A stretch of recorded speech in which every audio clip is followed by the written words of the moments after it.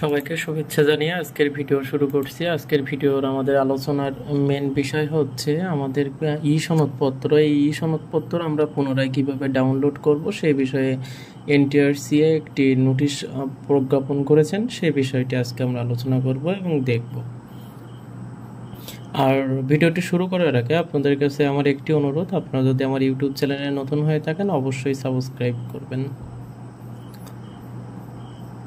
আমাদের NTRCA notice বোর্ডে যে বিজ্ঞপ্তিটা প্রকাশ করা হয়েছে সে বিজ্ঞপ্তিটা আমরা একটু দেখি। বিষয় হচ্ছে অষ্টাদশ শিক্ষক নিবন্ধন পরীক্ষা 2023-এ চূড়ান্তভাবে উত্তীর্ণ প্রার্থীদের ই সনদপত্র, অর্থাৎ আমাদের কিছুদিন আগে যে ই সনদপত্র যেটা ডাউনলোড করতে বলা হয়েছিল, পুনরায় ডাউনলোড সংক্রান্ত বিজ্ঞপ্তি। এখন এখানে বলা হয়েছে এত দ্বারা সংশ্লিষ্ট সকলের অবগতির জন্য জানানো যাচ্ছে যে বেসরকারি শিক্ষক নিবন্ধন ও প্রত্যয়ন কর্তৃপক্ষ এনটিআরসিএ এর ব্যবস্থাপনায় গৃহীত অষ্টাদশ শিক্ষক নিবন্ধন পরীক্ষা 2023 চূড়ান্তভাবে উত্তীর্ণ প্রার্থীদের ই সনদপত্র অর্থাৎ ই সার্টিফিকেট যেটা ওয়েবসাইটের আপলোড করা হয়েছে। যে সকল প্রার্থী নির্ধারিত সময়ে ই সনদপত্র বা ই প্রত্যয়নপত্র ই সার্টিফিকেট ডাউনলোড করতে পারেননি, ডাউনলোড করার পর সংরক্ষণ করতে পারেননি অথবা যে কোনো কারণে বিনষ্ট হয়ে গেছেন, তারা পুনরায় ই সার্টিফিকেট বা ই সনদপত্র ডাউনলোড করার জন্য নির্ধারিত ফি আবেদন ফর্মের সাথে প্রয়োজনীয় কাগজপত্রাদি স্বয়ংপূর্ণভাবে আবেদন এনটিআরসিএ কার্যালয়ের বাহক সরাসরি ডাকযোগে কুরিয়ার মাধ্যমে দাখিল করতে হবে। আচ্ছা, তো এই বিষয়টুকুর সারসংক্ষেপ একটু আমি আপনাদেরকে বলি। আমাদের যখন ষষ্ঠ যে গণবিজ্ঞপ্তি অর্থাৎ 18তম নিবন্ধনের চূড়ান্তভাবে উত্তীর্ণ সকল প্রার্থীকে ই সার্টিফিকেট অর্থাৎ ই সনদপত্র অর্থাৎ ই প্রত্যয়নপত্র কিন্তু ডাউনলোড করার জন্য বলা হয়েছিল এবং সেই ডাউনলোড করার জন্য নির্দিষ্ট একটি সময় নির্ধারণ করে দেওয়া হয়েছিল।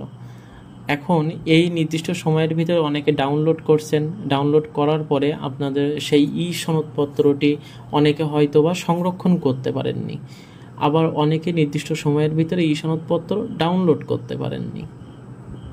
এখন উভয়ের জন্য এনটিআরসিএ আবার নতুন করে সুযোগ দিয়েছেন যে আপনারা যারা ই সনদপত্র বা ই প্রত্যয়নপত্র হারিয়ে ফেলেছেন বা সংরক্ষণ করে রাখতে পারেননি, তারা নির্ধারিত একটা ফি দিয়ে আবেদন করার জন্য এনটিআরসিএ বরাবর আদেশ করা হয়েছে।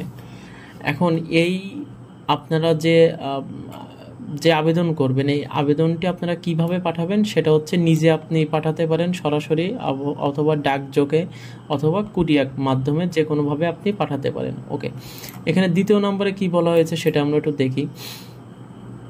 আবেদনকৃত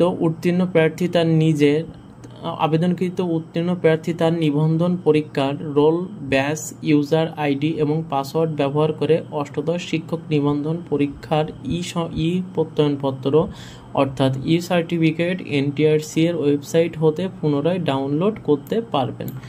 দেখেন, এখানে বলা হয়েছে কি 2 নম্বরে যে আবেদনকৃত উত্তীর্ণ প্রার্থী তার নিবন্ধনের roll number, batch, user ID এবং পাসওয়ার্ড ব্যবহার করে অষ্টাদশ শিক্ষক নিবন্ধনের পরীক্ষায় প্রত্যয়নপত্র ডাউনলোড করতে পারবেন। এনটিআরসি ওয়েবসাইট থেকে আপনারা যে প্রত্যয়নপত্র সেটি আপনারা ডাউনলোড করতে পারবেন। আপনারা যখন এই আবেদনটি করবেন, আবেদন ফি সহ আবেদন করার পরে সাকসেসফুল হলে তার পরবর্তীতে কিন্তু আপনারা ডাউনলোড করতে পারবেন, তার আগে কিন্তু ডাউনলোড করতে পারবেন না। বুঝছেন? এখন এখানে কি বলা হয়েছে, আমাদের কি কি বিষয়ে সংযুক্তি করতে হবে সেগুলো হচ্ছে কি, ই প্রত্যয়নপত্র ই সার্টিফিকেট পুনরায় ডাউনলোড করার আবেদন ফর্ম।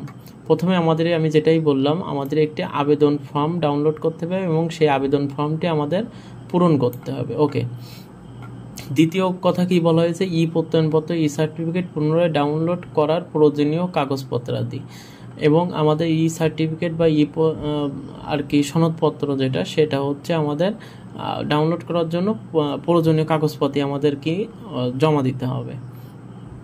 এখন এইখানে কিন্তু বলা হয়েছে, এখানে কিন্তু একটি টেমপ্লেট দিয়ে দেয়া হয়েছে যে আমাদের কিভাবে আমাদের যে যারা ই সনদপত্র হারিয়ে ফেলেছেন এনারা কিভাবে আবেদন করবেন সেই বিষয়টা কিন্তু এখানে বলে দেওয়া আছে। আপনারা হাতে লিখে বা হচ্ছে কম্পিউটার থেকে, আমার মনে হয় হাতে লিখে বা কম্পিউটার থেকে যেটাই হোক আপনারা পূরণ করে আপনারা কিন্তু আবেদন সম্পূর্ণ করবেন। এখন এইখানে যে কাগজপত্রের কথা বলা হয়েছে যে শিক্ষক নিবন্ধন ই প্রত্যয়নপত্র পুনরায় ডাউনলোডের সাথে যে সকল কাগজপত্র সংযুক্ত করতে হবে: 1 সকল শিক্ষাগত যোগ্যতা সনদপত্র সত্যায়িত কপি, 2 শিক্ষক নিবন্ধনের প্রত্যয়নপত্রের সত্যায়িত কপি, 3 সংশ্লিষ্ট শিক্ষক নিবন্ধন লিখিত পরীক্ষার প্রবেশপত্রের সত্যায়িত কপি, 4 নিবন্ধন সনদ হারিয়ে গেলে বা অন্য যে কোনো উপায়ে বিনষ্ট হলে নিকটস্থ থানায় আবেদনকৃত দায়েরকৃত জিডি কপি। দেখেন এখানে কিন্তু অনেকের কিন্তু হারিয়ে গেছে, অনেকের হচ্ছে ডাউনলোড করার পরে ডিলিট করে ফেলছেন বা যে কোনো একটা সমস্যা হয়েছে। এখন এখানে যে জিডির কথা বলা হয়েছে, নির্দিষ্ট থানায় যে জিডির কথা বলা হয়েছে, এটা আসলে কতটুকু যে লাগবে এটা আসলে বলতে পারছি না, বাট ওনারা তো ওনাদের বিষয়গুলো বলে দিয়েছেন। এখন আপনারা এক কাজ করতে পারেন, এখানে যে আমাদের এনটিআরসির ওয়েবসাইটে এখানে যে হেল্পলাইন আছে এই হেল্পলাইনে আপনারা একটু ফোন দিয়ে জেনে নিতে পারেন। আর তারপরে কি বলা হয়েছে যে সচিব এনটিআরসি এর অনুকূলে যে কোনো তফসিল ব্যাংক হতে ইস্যুকৃত 100 টাকার পে অর্ডার ব্যাংক ড্রপ, আর এখানে পে অর্ডার 100 টাকা আর কি পে অর্ডার বা ব্যাংক ড্রপ করতে হবে। তো আশা করি আপনারা বুঝতে পারছেন যে আমাদের পুনরায় আবার ই সনদপত্র ডাউনলোড করার জন্য কি কি কাজ করতে হবে। এবং নেক্সট যে ভিডিওটি আমি তৈরি করব এই ভিডিওতে আমি বর্ণনা করব যে এখানে আমাদের যে এই যে ফর্মটি, এই যে আবেদনের যে ফর্মটি, এই আবেদনের ফর্মটি আমরা কিভাবে ফিল আপ করব, এই আবেদনের ফর্মটি আমরা কিভাবে পূরণ করব সেই বিষয়ে আমরা নেক্সট ভিডিওতে আলোচনা করব এবং নেক্সট ভিডিওতে এই সংক্রান্ত ভিডিও হবে। আর ভিডিওটি আপনারা দেখার জন্য অবশ্যই চ্যানেলটি সাবস্ক্রাইব করবেন। ধন্যবাদ।